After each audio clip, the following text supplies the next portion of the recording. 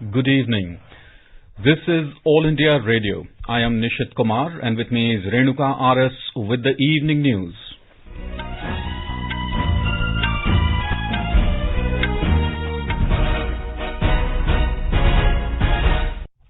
The headlines. Cabinet approves assistance of 3,500 crore rupees for sugarcane farmers. Also clears National Security Directive on telecommunications sector for secure networks. India signs $1 billion loan agreement with New Development Bank for Atmanirbhar Bharat Abhiyan. Nation remembers India's stellar victory over Pakistan in 1971 war and birth of Bangladesh on Vijay Divas. Over 57% voter turnout recorded in the 7th phase of District Development Council elections in Jammu and Kashmir. JEE mains to be held 4 times a year from next year. First exam from 23rd to 26th of February. And in cricket, India to take on hosts Australia in the first day and night test match at Adelaide Oval tomorrow.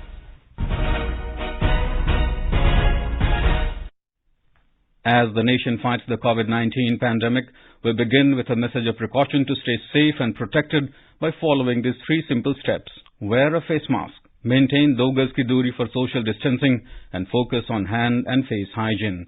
And now the news in detail. The Cabinet Committee on Economic Affairs CCEA today approved assistance of 3,500 crore rupees for sugarcane farmers. Briefing media in New Delhi today after the Cabinet meeting, Information and Broadcasting Minister Prakash Javadekar said Cabinet has taken the decision to help farmers directly by depositing money of subsidy into their accounts. It will benefit 5 crore farmers and 5 lakh workers.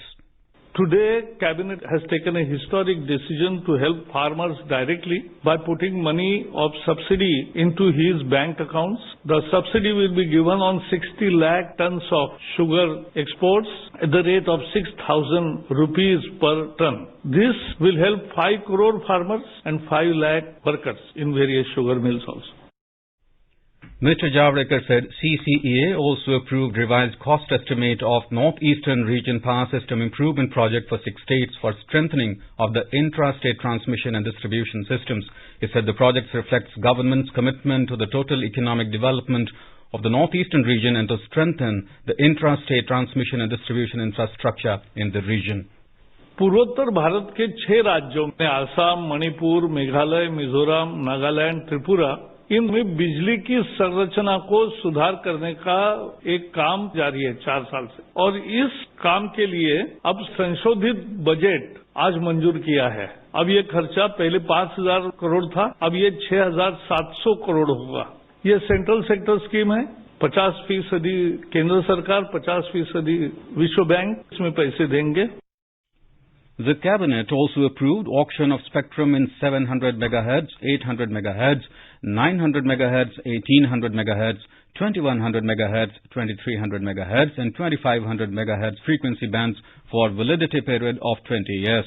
Talking to reporters, Communication and IT Minister Ravi Shankar Prasad said a total of 2,251.25 MHz is being offered with total valuation of 3,92,332.70 crore rupees at reserve price. Spectrum का auction करने का फैसला हुआ है। ये total जो spectrum auction होंगे ये 2,251 मेगाहर्ट्ज होंगे जो ऑक्शन में आएंगे। हमने इसका एक कार्यक्रम भी बना लिया है और इसी महीने हम नोटिस इनवाइटिंग एप्लीकेशंस इशू करेंगे और आने वाले मार्च में हमारी योजना है कि हम इस ऑक्शन को कार्य रूप देंगे। The Cabinet has given its approval for Memorandum of Understanding between Central Electricity Regulatory Commission CERC, India and Federal Energy Regulatory Commission FERC, United States of America for exchange of information and experiences in areas of mutual interest to both in the electricity sectors. Considering the need to ensure India's national security, the Cabinet today accorded approval for the National Security Directive on telecommunications sector. Considering the need to ensure India's national security, the Cabinet has accorded approval for the National Security Directive on telecommunications sector. Under the provisions of this directive, in order to maintain the integrity of the supply chain security, government will declare a list of trusted sources, trusted products for the benefit of telecom service providers. The list of equipment to be covered under this directive and the methodology to designate trusted products will be devised by the designated authority, who is the National Cyber Security Coordinator, NCSC. Telecom service providers are required to connect new devices which are designated trusted products. The designated authority will make its determination based on approval of a committee headed by a deputy NSA. The committee will consist of members from relevant departments or ministries and will also have 2 members from industry and an independent expert. The committee will be called National Security Committee on Telecom. This step has been taken to strengthen national security and further Atmanirbhar Bharat objectives through involvement of all stakeholders within government and in the private sector. The Government of India and New Development Bank today signed a loan agreement for $1 billion to provide support to Atmanirbhar Bharat Abhiyan through MGNREG scheme.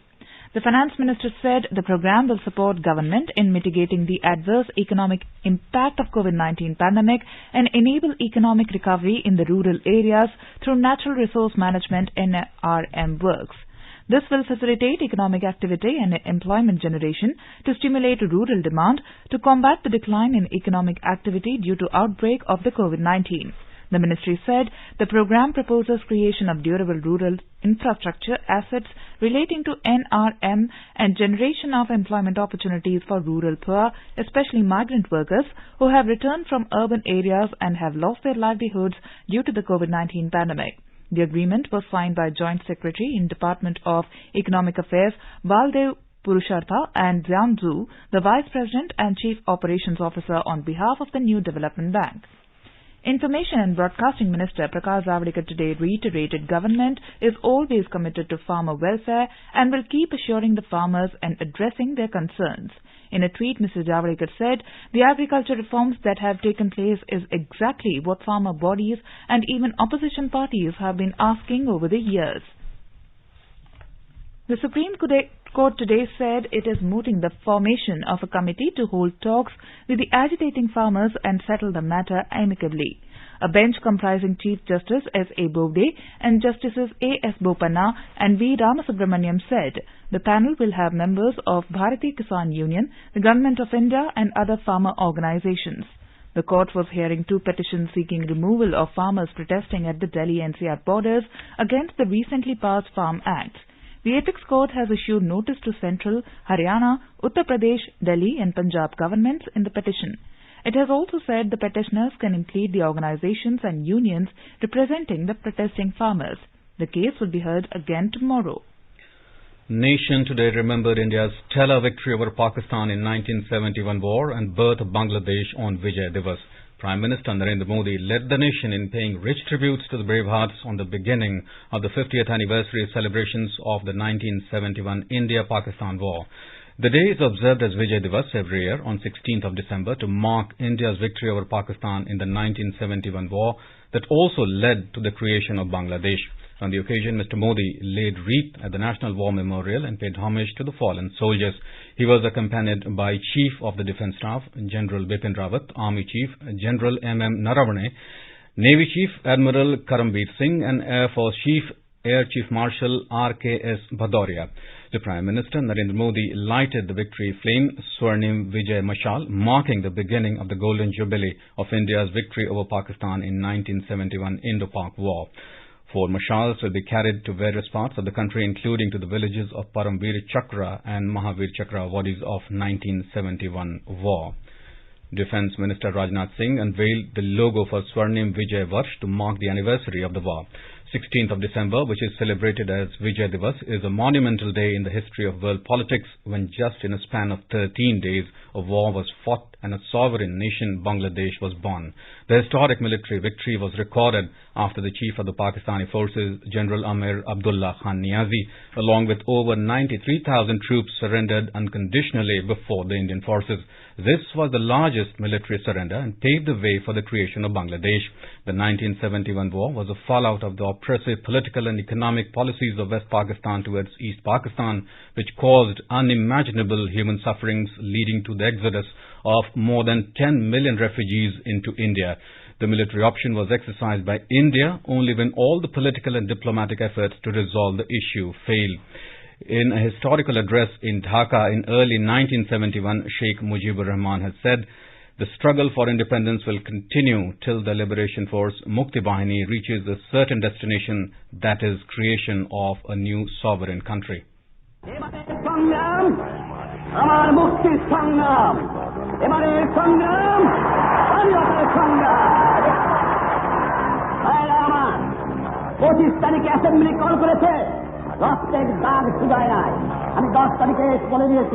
যে ওই শহীদের রক্তের উপর যে পাড়া দিয়ে আজ পৃথিবীতে মুজিবুর রহমান যোগদান করতে পারে না।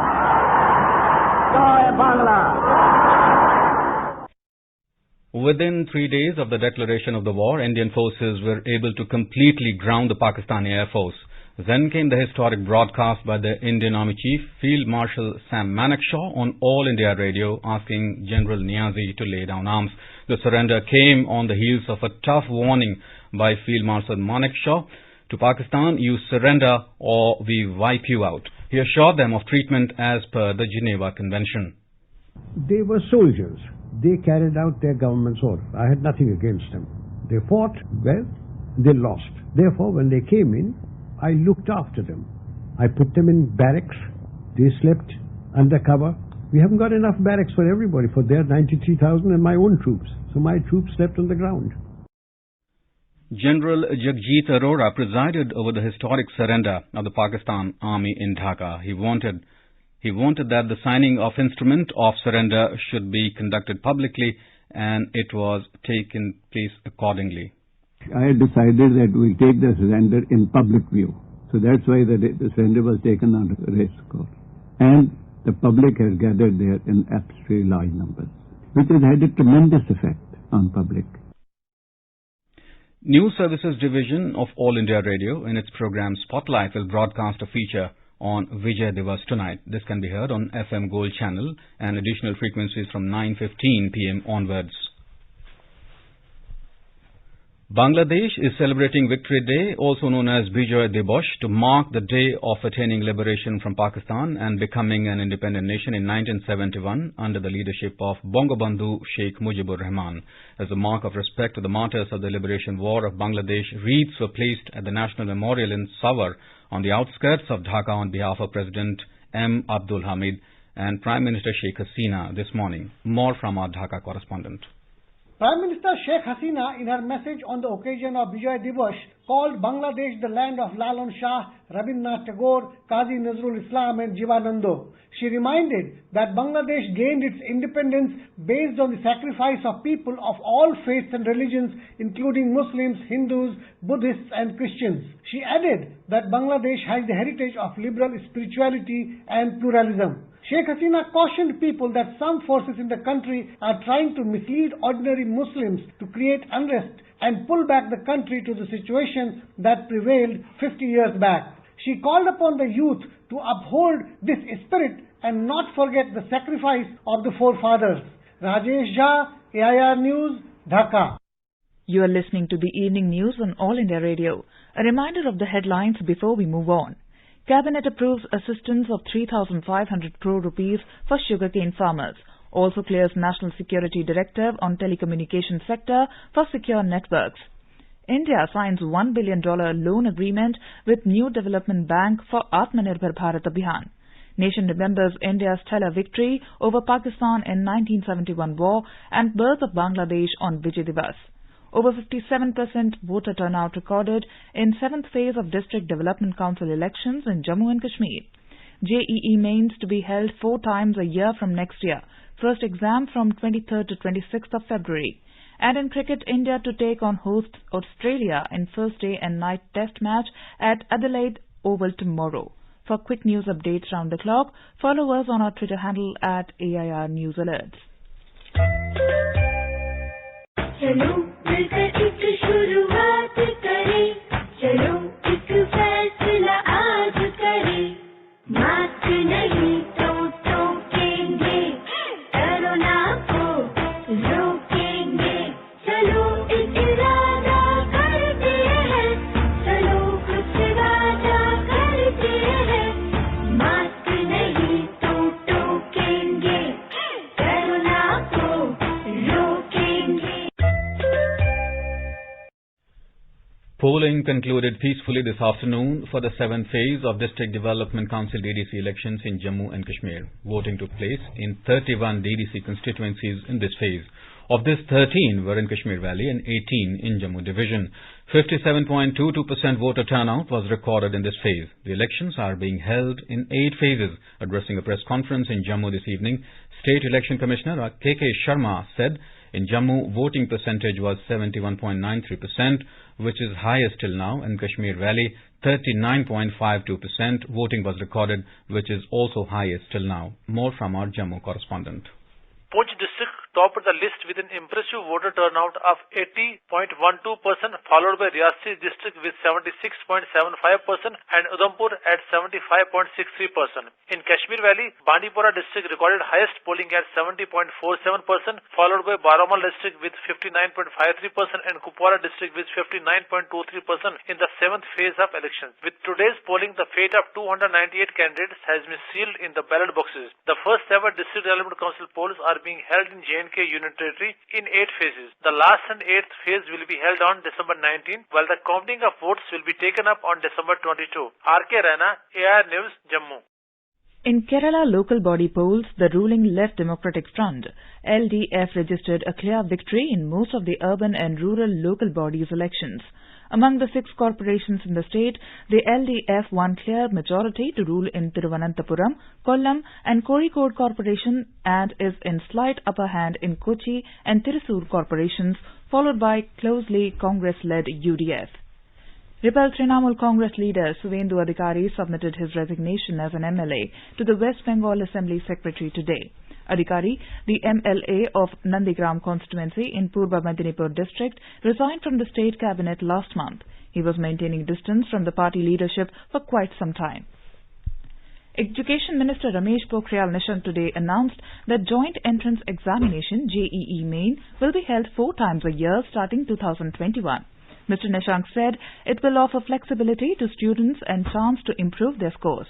He said the Education Ministry has examined the suggestions received from students and others and decided to conduct JEE Mains 4 times in February, March, April and May.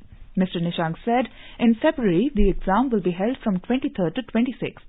He said the move will ensure that students don't miss out on opportunities due to clash of exams. The minister said students will be given a choice to answer 75 questions out of 90 questions. No negative marking will be done in the 15 optional questions.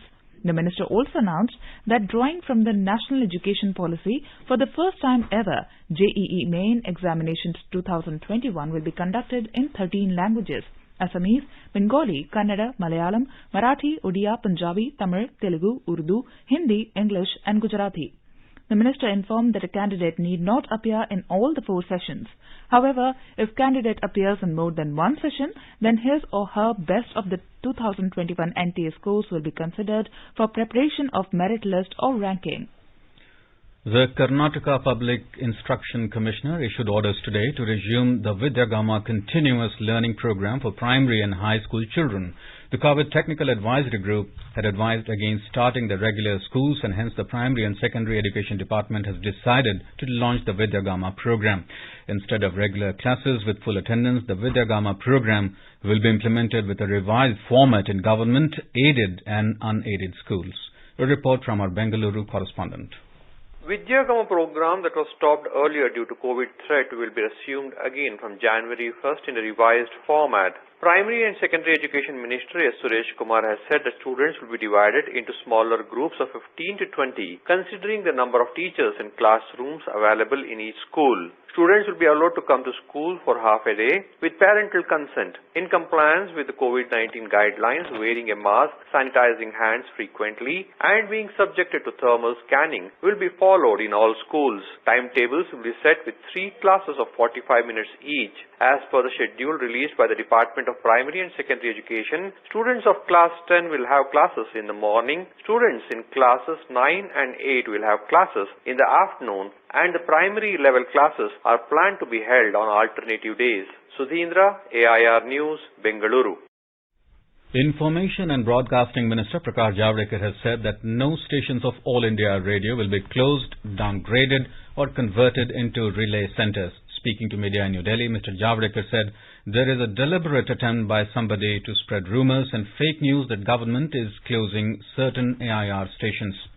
There is a deliberate attempt by somebody to spread the rumor, the fake news, that we are closing down some All India radio stations and we are downgrading some and we are also convert some into relay center. But we are not doing anything like this, and that is very clear message I want to give. We are strengthening the radio system and will strengthen it further. Information and Broadcasting Minister congratulated Prasar Bharati CEO Shashi Shekhar Vempati on being elected as the Vice President of Asia Pacific Broadcasting Union. Mr. Javadekar said India will do its job well in this role. Environment Minister Prakash Javadekar has said that India is doing much more for climate with target of reduction of 35% of emissions. Speaking at the Confederation of Indian Industry CII Partnership Summit virtually this evening, Mr. Javadekar said India brought down 2005 levels by 21% before the onset of Paris Agreement. The 25-hour countdown for the launch of India's communication satellite CMS-01 using the booster PSLV C-50 began this afternoon and is progressing smoothly. The countdown began at 14:41 hours at the second launch pad of the National Spaceport at Sriharikota in Andhra Pradesh, some 90 kilometers off Chennai. The rocket will be launched tomorrow at 15:41 hours. A report from our Chennai correspondent. For the PSLV rocket, this would be the 52nd flight, and for the National Space Agency ISRO, this would be the 77th launch mission from home. The payload the rocket carries to the geosynchronous transfer orbit is the heavy communication satellite CMS-01, and therefore it will be aided by 6 strap-on boosters to provide the necessary additional thrust. Such a rocket configuration with extra boosters is known as the XL variant in space parlance, and this would be the 22nd flight for the PSLV to fly in that configuration. The satellite CMS-01 will have transponders to provide service using the extended C-band. Jai Singh, AR News, Chennai. The News Services Division brings a glimpse of the year that was in our special series Year Ender. COVID-19 pandemic has been the biggest story of the year, and India has seen the fight back against the pandemic under the dynamic leadership of Prime Minister Narendra Modi. One of the important pillars of support for the street vendors in this period has been the PM Street Vendors Atmanirbhar Nidhi PM Swanidhi scheme. It has played a crucial role in providing credit assistance to street vendors across the country. Interacting with the beneficiaries of UP in October this year, the Prime Minister said, for the first time since independence, such a scheme has been launched to protect the interests of street vendors. Our correspondent takes a look at the progress made under the scheme and how it has benefited the street vendors across the country. Launched on 1st June this year, PM Swanidhi has come as a big relief for the street vendors who wanted to resume livelihood activities post-COVID-19 lockdown. More than 30 lakh applications have been received. Out of these, over 16 lakh have been sanctioned and over 11 lakh credit assistance have been disbursed. This scheme targets to benefit over 50 lakh street vendors. It provides an affordable working capital loan of up to 10,000 rupees to them to resume their livelihood affected due to COVID-19 lockdown. This amount is repayable in monthly installments in 1 year. On timely or early repayment of the loan, an interest subsidy of 7% per annum will be credited to the bank accounts of beneficiaries through direct benefit transfer on quarterly basis. The scheme also promotes digital transactions through cashback incentives up to 100 rupees per month. Moreover, the credit limit can be enhanced on timely or early repayment of the loan. Recently, the Ministry of Housing and Urban Affairs has also entered into an MOU with Swiggy, the leading foods delivery platform, to onboard street food vendors on its e-commerce platform. It provides them online access to thousands of consumers and help these vendors grow their businesses. Monitoring the progress has now been inbuilt with an online dashboard and the PM Swanidhi portal. The timely launch, implementation and monitoring of PM Swanidhi has been of immense help to the street vendors in difficult times of coronavirus pandemic. Divakar, AR News, Delhi. The national COVID-19 recovery rate has improved to 95.21% in the past 24 hours. With 33,830 new discharges, the total discharged cases reached 94,56,449. With 26,382 new COVID-19 cases in 24 hours, India's total cases have gone up to 99,32,548. In Germany, the government has imposed a hard lockdown, closing schools and non-essential businesses in an attempt to stop a sharp rise in COVID-19 infections. The measures will be placed until the 10th of January. Brazilian health regulator Anvisa has said that Chinese health authorities had not been transparent in approving its COVID-19 vaccine Coronavac for emergency use. Coronavac, produced by the Chinese private laboratory Sinovac, is currently undergoing phase 3 clinical trials in Sao Paulo. Finance Minister Nirmala Sitharaman held her fourth pre-budget consultations with captains of financial and capital markets in connection with the forthcoming Union Budget 2021-22 in New Delhi today. Earlier, Finance Minister had held pre-budget consultations with top industrialists. Benchmark domestic stocks today continued their lifetime record-setting rally as they gained around 0.9% amid positive global cues. A report from the Business World. The Sensex surged 403 points or 0.87% to finish at 46,666 and the NSE Nifty 50 index climbed 115 points or 0.85% to settle at 13,683. In the forex market, the rupee appreciated marginally by 5 paise and settled at 73 rupees and 59 paise against the US dollar. And in intraday trade, Brent crude prices were trading around $50.80 per barrel, while WTI crude prices were around $47.70 per barrel. This is Lalema Aneja Dang for AIR News. In Uttar Pradesh, at least 8 people were killed and 22 others injured in a road accident in Sambhal district today. President Ramnath Kovind and Prime Minister Narendra Modi have expressed grief on the loss of lives in Sambhal. Kazakhstan celebrated its 29th anniversary as a sovereign independent nation today. Relations between India and Kazakhstan are ancient and historical, going back to more than 2,000 years. Both the countries actively cooperate under the aegis of multilateral fora including CICA, SCO and the UN organizations. In an exclusive interview with AIR News, Ambassador of the Republic of Kazakhstan, Yarlan Alembayev, shared his insights on India-Kazakh relations. He said India is one of the key political, trade, economic and investment partners of Kazakhstan. Coming to the future of our partnership and links, it's very bright and very promising. India, as a member of the Conference on Interaction and Confidence Building Measures in Asia, initiated by Kazakhstan, plays a great role in this organization in Asia and very supportive. And Kazakhstan, in its turn, also one of the supporters of India's role in the United Nations.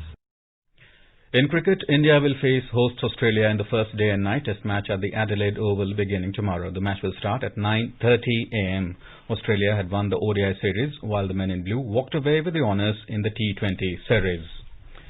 Now, let us take a look at the weather forecast for tomorrow. The national capital will experience cold day with temperatures varying between 6 and 19 degrees Celsius.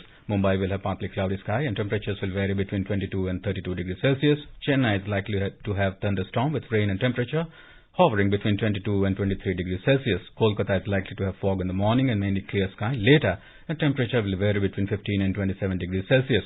On to the north, Jammu will have mainly clear sky. Temperature will hover between 5 and 18 degrees Celsius. Srinagar is likely to have mainly clear sky with temperatures hovering between -6 and 12 degrees Celsius.